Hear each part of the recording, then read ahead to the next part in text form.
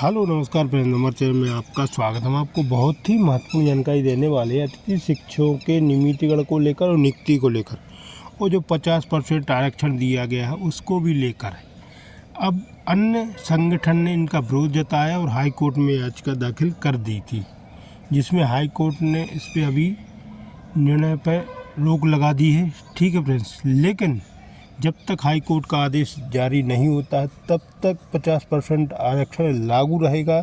जब high court का आदेश जारी हुआ इसके बाद ही 50% आरक्षण पर रोक लगेगी, लेकिन अभी तक कुछ निर्णय नहीं लिया गया है। 4 हफ्ते का समय दिया गया है अतिथि शिक्षकों के प्रवक्ताओं को किसमें जवाब देना है आरक्षण को लेकर। तो मैं पूरी विस्तार से जानकारी देने वाला हूँ अतिथि शिक्षकों के आरक्षण को लेकर क्या कहना है रविकांत गुप्ता जी का। तो आप वीडियो में बने रहे, वीडियो पूरा देखें। वीडियो अच्छा लगे तो लाइक करें और चैनल को सब्सक्राइब जरूर करना दिया होगा। जैसा कि मैंने आप लोगों से बताया था कि जो आप लोगों को आरक्षण मिला था उस पर नजर लग चुकी है, ग्रहण लग चुका है। एक ऑर्डर राज्य माननीय उच्च न्यायालय ने कल ही कर दिया था कि उस पर अंतिम राहत है वो पिटिशनर को उन्होंने दे दी थी और उसमें नोटिस भी जारी कर दिया है। मैंने जितनी बातें बोली थी आप लोगों से पहले भी बात मैंने बोला था और आज भी पुनः एक बार बोल रहा हूँ कि आप लोग ये समझ के रखिए कि कोई भी निर्णय अगर सरकार आपके पक्ष में लेगी तो निश्चित है कि जो प्रदेश का युवा बेरोजगार है वो आपके खिलाफ में कोर्ट में खड़ा होगा। अगर वो खड़ा नहीं होना चाहेगा तो उसको मजबूर कर दिया जाएगा कि आप कोर्ट में जाओ। यहाँ पे ऐसे कोचिंग वाले इसमें बिल्कुल है कि अपने राजनीति के लिए वो कुछ भी कर सकते हैं। और ये जो हुआ है आपने देख ही लिया है कि माननीय उच्च न्यायालय ने आपके आरक्षण पर रोक लगा दिया है। और अभी उम्मीद यही है कि जिस प्रकार से वर्ग 3 में बीएड वालों को मौका दे दिया गया था फॉर्म भरने का और उसके उनकी नियुक्ति भी हो गई थी, जो नियुक्त हो गए थे उनको आज तक ज्वाइनिंग मिली हुई है। तो वैसे ही हाल सर हम लोगों को भी होने वाला है कि आपकी जो नियुक्ति होगी वो कोर्ट के निर्णय के अधीन रहेगी और इसके बाद उस पर जो निर्णय कोर्ट का होगा, अगर कोर्ट कहती है कि इनको रखो तो रखा जाएगा, कोर्ट कहती है इनको बाहर कर तो बाहर कर दिया जाएगा। आज एक साथी ने हमारे कविता लिखी थी, मैंने बहुत सीखा, परिस्थाई, अब वो कहीं रहा ही नहीं। और जो लगातार ये कस्में खाते थे कि हम ऐसा करवा के देंगे वैसा करवा के देंगे, हम एक हैं, हम कभी अलग नहीं होंगे, आज उनका कुछ पता नहीं चल रहा है। साथियों मैंने पहले भी कहा था कि आपके लिए कोई निर्णय होगा उसके लिए लोग पहले से खड़े रहेंगे कोर्ट में जाने के लिए। इसीलिए मैंने बार बार सलाह दी थी कि आप लोग कोर्ट पहले चले जाओ। पहली बात तो यह कि अतिथियों का केस कभी सिंगल बेंच में लगेगा नहीं, सीधे डबल बेंच में जाएगा और डबल बेंच से अगर खारिज हो तो सुप्रीम कोर्ट जाएगा। क्योंकि हम हाई कोर्ट से हार चुके हैं तो हाई कोर्ट हमारे पक्ष में हमेशा निर्णय उल्टा ही देगा। ये ध्यान रखना, अतिथियों के पक्ष में कभी निर्णय हाई कोर्ट नहीं देगा, क्योंकि आप 18 में ही केस हाई कोर्ट से हार चुके हो। जितने भी केस लगे आपके हाई कोर्ट में, मैंने पहले भी ये बात बताई थी, आज से 1 साल पहले से 1.5 साल पहले, और आज बता रहा हूं कि पहले भी हाई कोर्ट ने हम केस हारे और कई बार हमने केस लगा, करोड़ रुपए खर्च कर दिए। मैंने बताया था कि 2018 में 40,000 लोगों ने केस लगाया था, लगभग 10 करोड़ रुपए खर्च हुए थे। पिछले 2 साल के अंदर कम से कम 3 से 4 हजार लोगों ने केस लगाया और ये मान के चलिए कम से कम नहीं तो 50 से 1 करोड़ रुपए खर्च हुए, 50 लाख से लेकर 1 करोड़ रुपए के बीच में खर्च हुए। और रिजल्ट क्या निकला? शून्य, क्योंकि हम हाई कोर्ट के लिए बढ़ ही नहीं पा रहे हैं। अभी आपका मामला सुप्रीम कोर्ट में लंबित होता, मैं बार बार बोल रहा था कि सुप्रीम कोर्ट चलो, सुप्रीम कोर्ट चलो, सहयोग करो, सब लोग सुप्रीम कोर्ट चलते हैं। अगर आज हमारी बात सुप्रीम कोर्ट में होती तो ये शायद आरक्षण का केस भी आपका सुप्रीम कोर्ट में लगता, और मुझे नहीं लगता इतनी बड़ी औकात किसी कोचिंग वाले में है या किसी अन्य में है कि वो सुप्रीम कोर्ट में जाकर के आपके खिलाफ में खड़ा हो। क्योंकि सुप्रीम कोर्ट में केस लगाने के लिए लंबी रकम लगती है। हाई कोर्ट में क्या है, हाई कोर्ट में तो लोगों ने कोर्ट फीस जमा की, 5,000 रुपए खर्च किए और जाके किसी भी मुद्दे को उन्होंने चैलेंज कर दिया।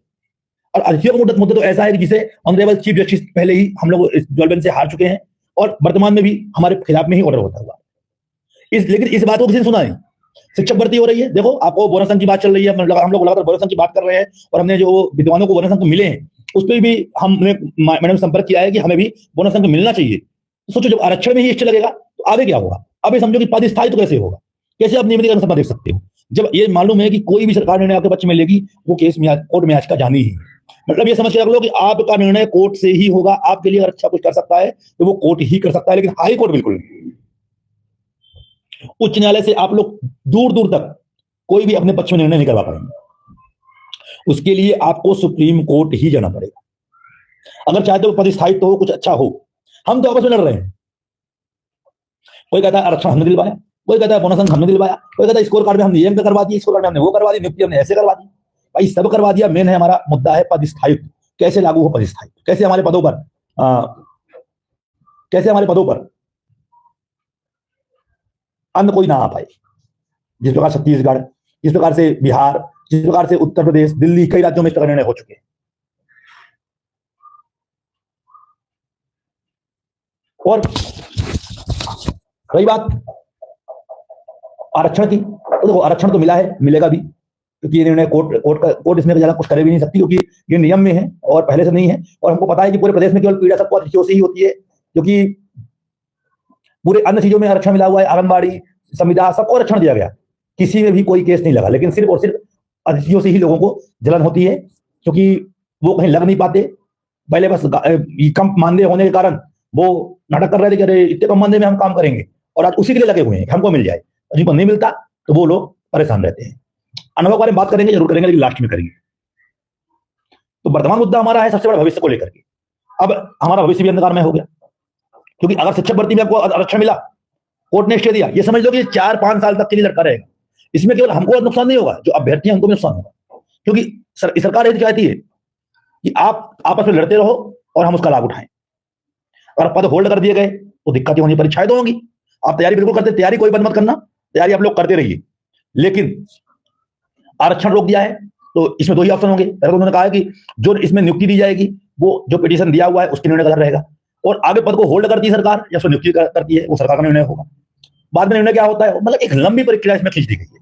इसलिए मैं बात बोल रहा हूं, जो अनुभवी साथी हमारे हैं, अभी मौका है, समझ जाओ, या भी भोपाल भर दो, यदि ताकत रखो। वर्तमान में 1,26,000 लोग कार्यरत हैं एजुकेशन और जनजाति कार्यालय विभाग में मिला के। लगभग 85,000 लोग वर्तमान में एजुकेशन में और 40,000 के आसपास जनजाति कार्य विभाग में।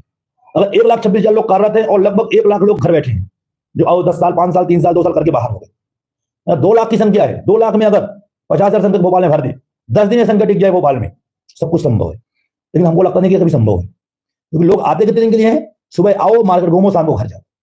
दूसरा मन लगा के आप लोग कोर्ट केस चले जाओ, कोर्ट में मन लड़ दो, आपको राहत, कुछ ना कुछ राहत जरूर मिलेगी। नहीं बस आपस में लड़ते रहो, खींचतान करते रहो, कब अनुभव बनेंगे, कब नियुक्ति होगी, कब किसका क्या होगा, बस इसी में घूमते रहो। और सरकार तो कुछ करने से रही, सरकार कुछ करेगी भी तो ऐसे ही लोग आएंगे आपके खिलाफ में याचिका लगेंगी, कोर्ट उसमें स्टे देगा। 4 साल 20 साल निकल गए, ओवरेज हो 55 साल 50 साल बीत गई, मालूम पड़ेगा कुछ दिन बाद कुछ 45 में है, कुछ 40 में है, कुछ 35 में है, कुछ 50 पार हो गए, कुछ 55 पार हो गए, और मालूम पड़ेगा कि अंतिम में कोर्ट के चक्कर में 60 भी बीत जाएंगे, जो 40 वाले 50 पहुंच जाएंगे। और क्या होगा निर्णय, कब निर्णय होगा ये कंफर्म नहीं। आज भी दैनिक वेतन भोगी, गुरु जी, संविदा, पता नहीं कितने केस लोग लड़ रहे हैं। तो